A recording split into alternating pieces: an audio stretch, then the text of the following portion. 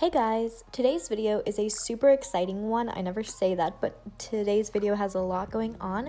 First off, this video is in partnership with Project Innovate, and there is going to be a giveaway in this, which I'm going to talk about in a second. I will also be working on a painting for the Draw This in Your Style challenge, so once I'm done with that, you can head over to my Instagram and check out that actual post, redraw and post this for yourself if you want to be involved in this challenge.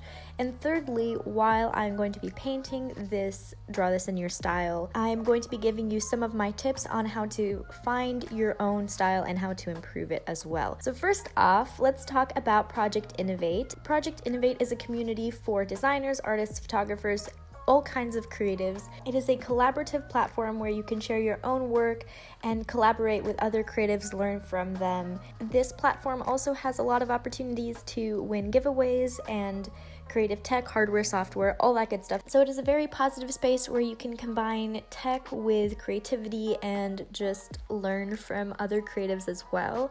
And Project Innovate was super kind to me and partnered up with Dell to send me the Dell 4K 27-inch monitor as well as the Dell XPS 13 laptop. The Dell XPS 13 touch laptop is a small but super powerful laptop that you can carry around with you, and it connects to the Dell 4K 27-inch monitor so that if you're doing something like I am, digitally painting, you can have a super high resolution and a very large monitor so you can see your workspace and what you're painting. It is super convenient to have a laptop and a monitor that you can just attach with an HDMI cord so that you can easily travel with a laptop while also having the power of a desktop when you sit down and plug it into your monitor. I had a very good time working with these tools for this painting, and there is going to be a giveaway on the Project Innovate site. It is called the Creativity Made Easy Sweepstakes, where you can enter to win your own Dell XPS 13 touch laptop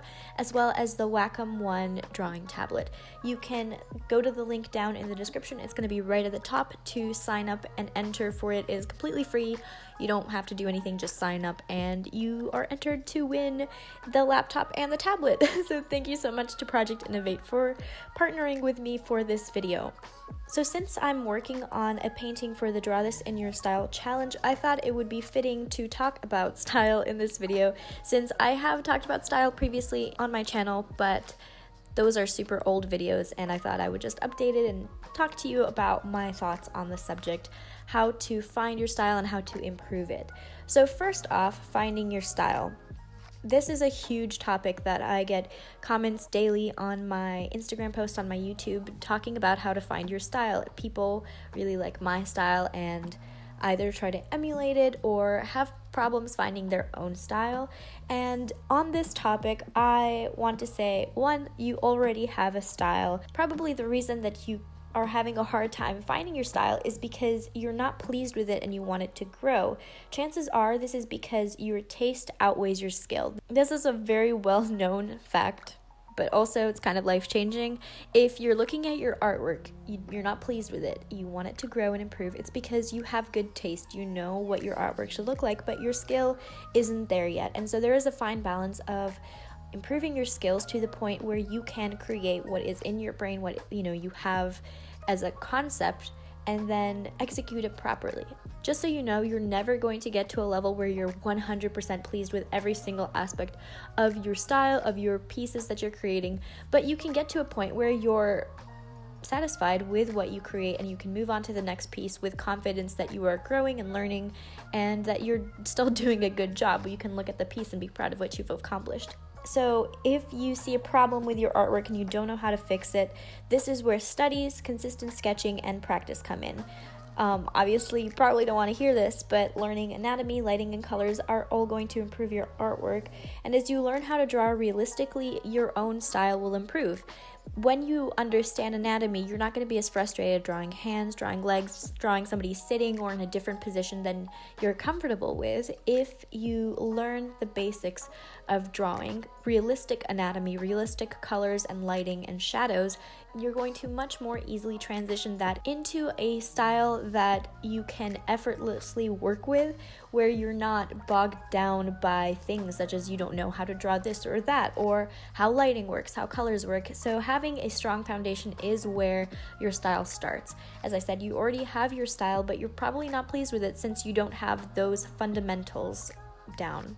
Secondly, as you're doing still life, studying anatomy, studying colors and lighting, and all of that, you are going to want to think about what you want in your artwork. I would suggest making a list of what you want to see in your art and also what you like in your favorite artist's work. So try to be specific, but have a lot of reference material that you're pulling from.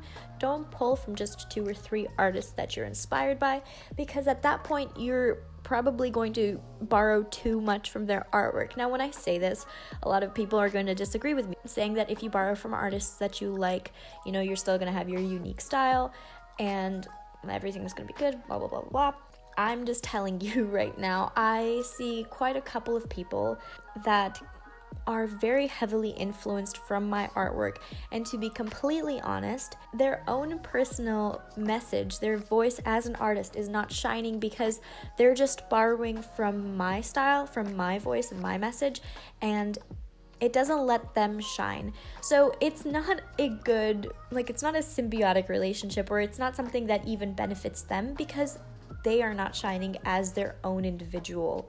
They're just copying from me, but since they're copying, I'm just using myself as an example. I see other artists being copied, so it's not just me. I'm not trying to be cocky or anything. I'm just speaking from experience and from what I see. But usually this is younger artists who are not very comfortable with their own style and with their own message, so they very heavily borrow from artists they are inspired by. I'm not saying you shouldn't be inspired by artists that you like. Obviously, I'm inspired by certain artists, but I think it is important to have a wide array of types of artwork you like and artists that you're pulling from so that you can be specific on the things you want to pull from their artwork instead of pulling from every single aspect of their artwork. For example, you might like one artist's brush strokes, but you like the way that another artist draws noses. So in that aspect, you can borrow those 2 things and try to incorporate them into your own artwork, obviously growing them and adapting them to fit your own workflow and the way you want your illustrations and drawings to look like. But if you focus on little tiny things that you enjoy from a wide variety of artists, you're going to put your own style into it, because style is just made up of your interests, your experiences, things that you're inspired by. It's not going to be the message and the voice of just 1 or 2 other artists that you're just meshing. You're not making an art baby from 2 other artists' work. You're making your own creation. If you're inspired by 10, 20, 30 artists, you're going to have a much more unique style that you're putting out into the world. I also think that studying classical artwork and being inspired by the great masters, the great painters from history, is a super crucial thing to do. Nobody is going to be upset if you're copying the style of one of the masters, but if you're going to copy a current contemporary artist, a lot more people are going to be upset about that. Just because, as I said before, it's not your own individual voice, and it creates sort of a culture where it's like Instagram artist, quote unquote. And I understand that I draw pretty girls, I get that. I'm not trying to be I'm so much better than everybody else, but I do draw what I enjoy. I pull from historical fiction. I love Charlotte Bronte and Wuthering Heights, Jane Eyre. I love Sargent and Waterhouse. Those are painters that really inspire me, and even contemporary artists that inspire me at the moment. A lot of them draw from traditional painters, so even aspects of their style are drawn from traditional painting. It's not like the goal is just to be trendy. And I would also like to say, side tangent, don't just look for being trendy. Trends fade. You're going to eventually not be relevant anymore, because if you don't evolve with trends, you're just gonna be old after a certain point.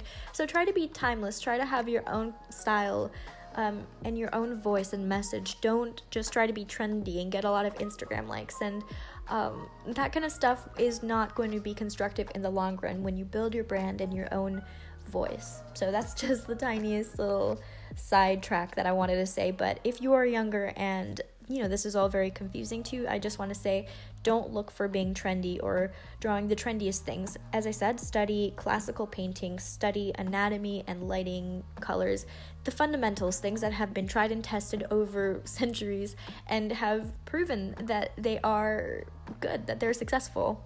Now, a lot of people disagree with this, so they will be like, it's totally fine to be inspired by contemporary artists to do studies, and that is true. It is completely fine to study contemporary artists. I would urge you to make a clear delineation between a study of a contemporary artist and your own personal artwork. So, if you do really, really enjoy this artist's style, pretend you really enjoy my style, you can definitely make a study off of my illustration, but it is important to, call it like it is. It is a study, and just credit the original artist that you are copying from. That is totally okay. I did it when I was learning. I would draw a lot of manga, and I learned from that. It was definitely not the place to start, just because there is no anatomy, no proper lighting, color theory, none of that. So I would definitely recommend starting with realistic illustration and drawing. You're going to learn so much more from that.